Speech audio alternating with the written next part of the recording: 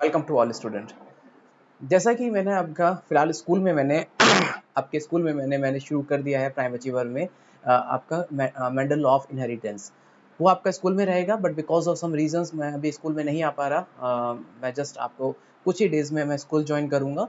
तो Mendel law of inheritance तो मैं स्कूल में आपका कवर करता रहूंगा, but on the second side like I started your second module. So मैंने इसका पहला लेक्चर दिया था, तो बिकॉज ऑफ सम रीजन कुछ डिस्टर्बेंस आ गया था, जिसकी वजह से मैं लेक्चर डिसकंटिन्यूड हो गए थे। Okay.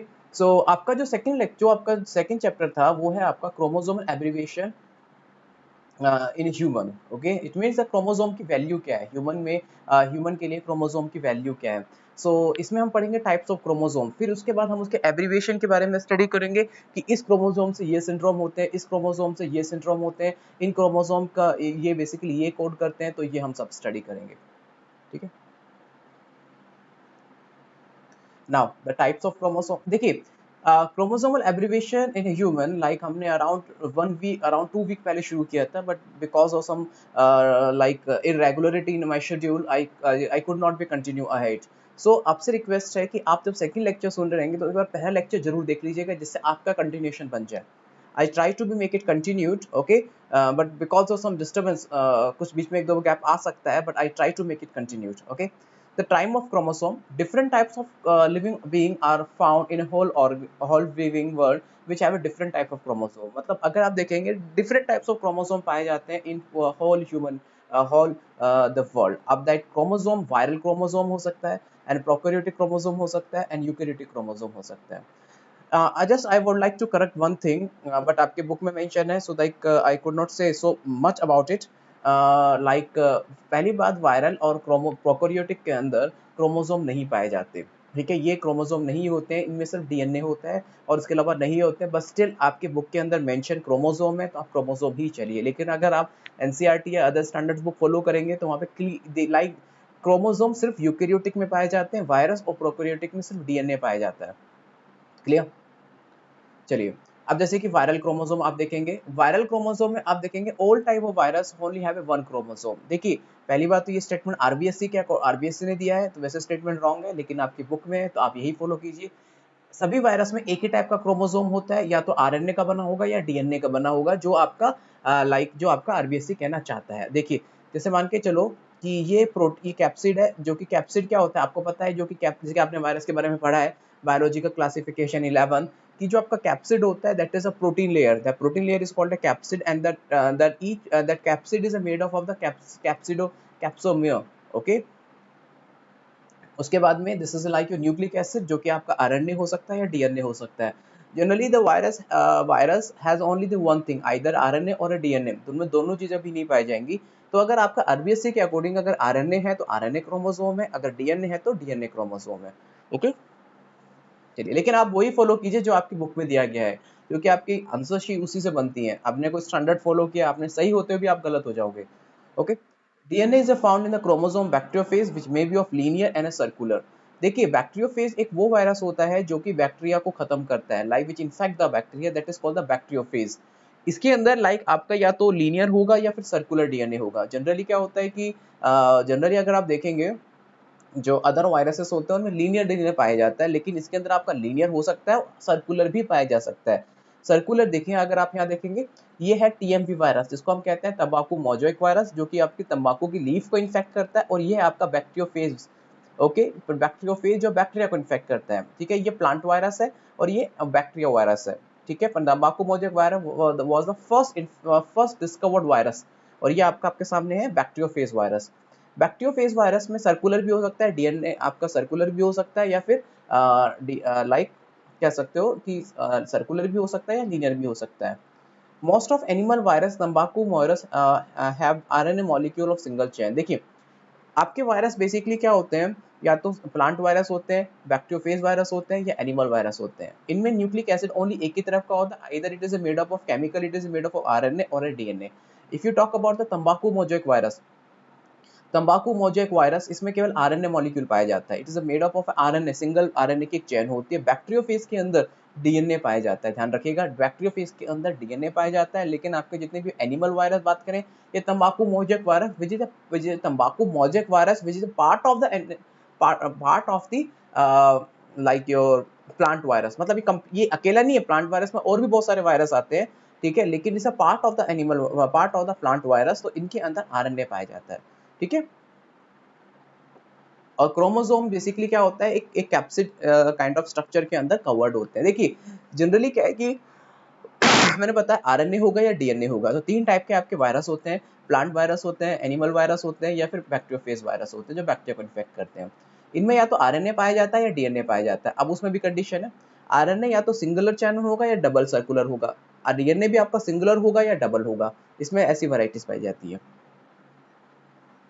Prokaryotic chromosome, prokaryotic chromosome के अंदर लाइक आपके जो प्रोकैरियोटिक सेल्स होती हैं उनमें आपका एक, इसमें भी लिखा हुआ है कि ओनली हैव वन क्रोमोसोम, लेकिन अगर आप रियल में स्टैंडर्ड देखेंगे प्रोकैरियोटिक में क्रोमोसोम नहीं पाया जाता, ओनली डीएनए पाया जाता है। लेकिन फिर भी अगर आपकी बुक में दिया गया है आप यही फॉलो कीजिए। क्यों दिया गया है बुक में वो भी आपको बता देता हूँ। बैक्टीरिया के अंदर कह रहे हैं कि एक ही क्रोमोसोम पाया जाता है, क्योंकि क्या होता है, और जो कि सर्कुलर होता है, साइज में 25 टू 100 माइक्रोन होता है।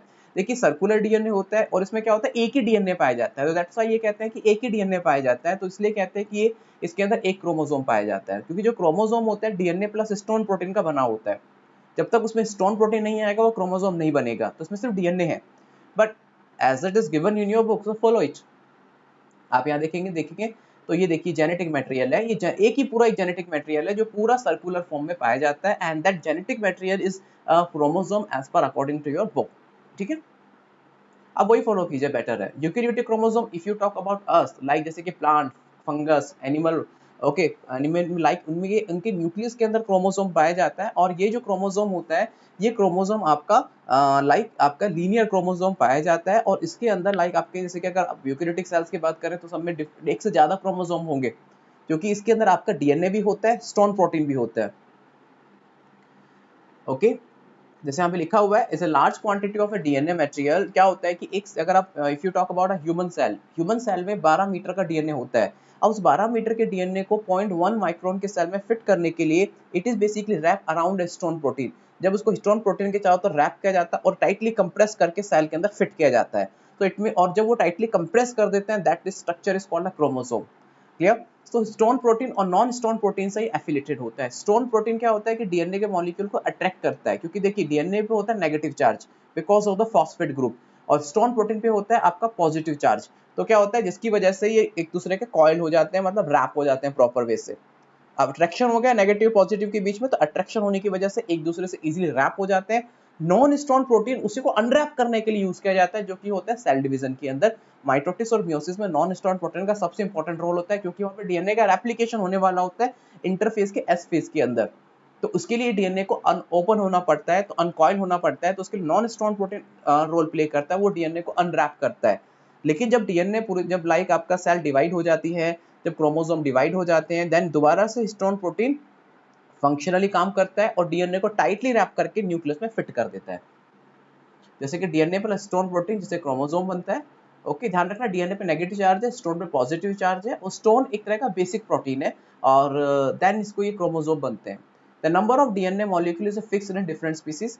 जैसे कि आप बात करें कि निमोटेड, जो निमोटेड एनिमल्स है, कहने का मतलब है निमोटेड बेसिकली एक इन्फेक्टेड स्पीसीज होती है, पैथोजन होते हैं ये, लाइक जिसके अंदर 2 से 1600 तक, मतलब लाइक अगर निमेटोड एनिमल की बात करें तो इसमें 2 क्रोमोसोम पाए जाते हैं, लेकिन कुछ प्रोटोजोआ के कुछ ऐसे फाइलम है जिसके अंदर 1600 मतलब आपके क्रोमोसोम पाए जाते हैं, कुछ ऐसे फाइलम के अंदर पाए जाते हैं। ये आपने 11th में पढ़ा होगा। आप यहाँ पे देखेंगे, देखिए यहाँ पे this is your this is cell, cell के अंदर क्या है, न्यूक्लियस है, ठीक है। ये यूकेरियोटिक सेल के बारे में बात कर रहे हैं, तो ये देख लिया आपने, न्यूक्लियस को बाहर निकाला, न्यूक्लियस में आपने इस स्ट्रक्चर को बाहर निकाला which is your DNA. Okay, अब आप देखेंगे ये जो आपने स्ट्रक्चर को बाहर निकाला जो कि क्रोमोसोम है, आप क्रोमोसोम का कोई भी आप क्रोमोसोम का कोई भी पार्ट ले लीजिए, it is just made up of a DNA plus histone protein. Okay, now human cells के अंदर क्रोमोसोम 2 टाइप के होते हैं, एक होता है ऑटोसोम क्रोमोसोम, दूसरा होता है सेक्स क्रोमोसोम। ऑटोसोम क्रोमोसोम वो होते हैं जो कि किसी के मॉर्फोलॉजिकल कैरेक्टर को बनाने के लिए रिस्पॉन्सिबल है, और सेक्स क्रोमोसोम वो होते हैं जो कि सेक्सुअल कैरेक्टरिस्टिक बनाने के लिए रिस्पॉन्सिबल है, लाइक ए मेल और फीमेल, ठीक है। अगर आप ह्यूमन सेल्स की बात करते हैं तो उसमें जैसा आपको पता है कि 23 पेयर ऑफ क्रोमोसोम होते हैं, जिसमें से 22 पेयर्स आपके होते हैं, 22 पेयर्स मतलब 44 क्रोमोसोम होते हैं मेल और फीमेल में कॉमन होते हैं, ओनली 2 क्रोमोसोम हो गए जो कि 45 और 46 जो कि 23rd पेयर होता है, वही मेल और फीमेल के बीच में डिसइंटीग्रेट करता है। ठीक है, जैसे कि और ध्यान रखना जो एक्स क्रोमोसोम होता है it is a bigger and Y chromosome is small. X chromosome होता है बड़ा होता है और वाई क्रोमोसोम हमेशा स्मॉल होता है। ठीक है, इसलिए आप उसको आसानी से पहचान सकते हो, एक्स क्रोमोसोम आपको बड़ा दिखाई देगा और वाई क्रोमोसोम उसके कंपैरेटिवली जस्ट हाफ रहता है। In female human both chromosome of similar known as XX chromosome, male की अगर फीमेल की बात करें तो XX क्रोमोसोम होता है, और अगर आपके 44 प्लस एक्स, और अगर आप ह्यूमन स्पीसीज में देखें तो 44 प्लस XY तो 46 क्रोमोसोम इन ए फीमेल और 44 plus XX 46 chromosome in a female. ठीक है, इट मीन्स जैसे कि अगर XX होगा तो उसे XX होगा तो उसे फीमेल बनता है, और XY होगा सॉरी XX होगा तो मेल बनता है और XY होगा तो फीमेल बनता है। तो 44 आपके ऑटोसोमिक क्रोमोसोम और आपके XX और XY और sex chromosome. Clear? Sex chromosome का ध्यान रखना, दूसरा नाम होता है एलोसोम्स। ये सिर्फ आपके एनसीईआरटी में भी गिवन नहीं है, ये आपके आरबीएससी में गिवन है और एक बार मेडिकल में क्वेश्चन इससे आ चुका है। They just mention sex chromosome, allosome नाम दिया था, लेकिन ये वर्ड आरबीएससी में गिवन है, इवन इस एनसीईआरटी में भी ये वर्ड गिवन नहीं है। ठीक है, तो मतलब सेक्स और सेक्स वाइज अगर कंपैरिजन करें मेल और फीमेल में तो केवल 2 क्रोमोसोम में डिफरेंस मिलेगा, वो भी अगर आप देखेंगे तो लाइक XX और XY, और वैसे भी डिफरेंस आपको केवल एक ही क्रोमोसोम पे, XX तो कॉमन ही है ना, फर्क क्या है आपके 46 क्रोमोसोम पे, 45 तो दो से भी कॉमन है, X और Y, बस ये डिफरेंस होता है जो मेल और फीमेल पे डिफरेंशिएट क्रिएट करता है। अगर XY प्लस 44 है, ठीक है, XY प्लस 44 है तो आपका मेल हो गया, और 44 प्लस XX है तो फीमेल को जनरेट करता है।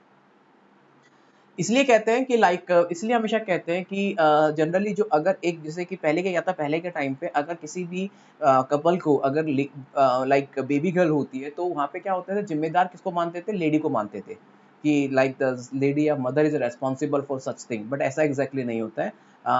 Lady and mother can not be responsible because उसमें मेल की कैरेक्टरिस्टिक जनरेट करने के लिए, मेल की कैरेक्टरिस्टिक को जनरेट करने के लिए जो वाई क्रोमोसोम होता है फादर से आता है।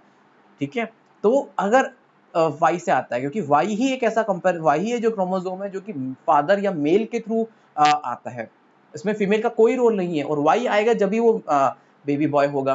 तो ये साइंटिफिकली इस चीज को गलत माना गया है कि केवल अगर बेबी बॉय होगा या बेबी गर्ल होगी, ठीक है, तो उसके लिए रेस्पॉन्सिबल सिर्फ फादर होता है, मदर कभी नहीं होती है।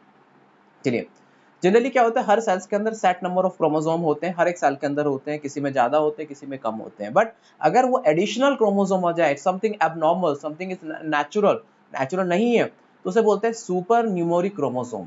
ठीक है, like जैसे कि there may be some difference in the set number of chromosome, the additional number are called supernumeric chromosome। जैसे कि normal pair of homologous chromosome देखिए, मैंने बताया normal pair of homologous chromosome है जो कि एक मदर से आता है, दूसरा फादर से आता है। ओके, अगर क्या हुआ कि एक क्रोमोसोम एक्स्ट्रा आ गया, this is like extra chromosome, तो इसे कहते हैं सुपरन्यूमेरिक क्रोमोसोम, एंड ये बेसिकली सिंड्रोम क्रिएट करता है, डिसऑर्डर क्रिएट करता है, और ये वैरायटी ऑफ सिंड्रोम क्रिएट होता है जो कि बच्चे में बॉर्न से होते हैं। इवन कहीं भी काफी बच्चों की डेथ तो चाइल्डहुड में हो जाती है because of the supernumeric chromosome. Supernumeric chromosome can be identified by using of a karyotype. चलिए, कैरियोटाइप क्या होता है?